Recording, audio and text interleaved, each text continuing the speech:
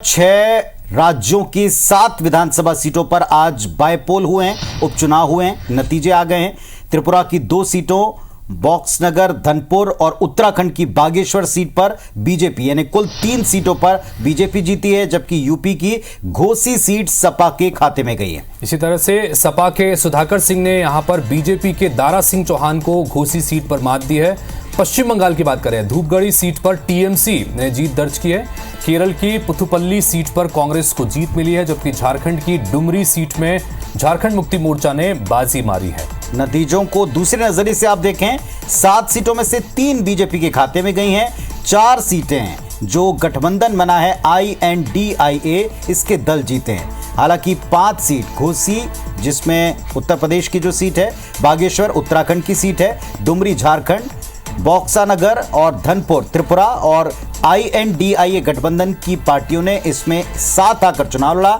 Dhupgarhi waste Bengal और Puthuppally Kerala seat पर विपक्षी पार्टियां एक दूसरे के सामने भी मैदान पर रहीं, यानी समीकरण थोड़े अलग हैं, लेकिन ओवरऑल नतीजे आप देखें तो इसे इंडिया वर्सेस एनडीए के तौर पर भी देखा जा सकता है। बिल्कुल, और इस जंग में कुल मिलाकर 7 सीटों पर उपचुनाव हुए थे, 3 पर बीजेपी जीती है और इंडिया गठबंधन से जुड़े दलों ने 4 सीटों पर जीत दर्ज की है।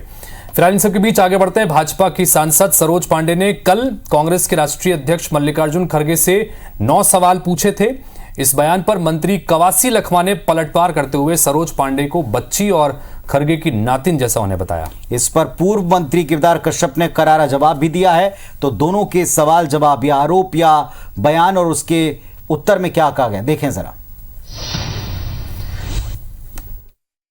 तो खड़गे साहब को सवाल करती है। खड़गे साहब में वो बहुत छोटी है, नाती टाइप का है, बच्ची टाइप की है, उनको थोड़ा बहुत भी शर्म लगना चाहिए। छत्तीसगढ़ प्रदेश के नौटंकी मंत्री मस्खरी करना बंद करें।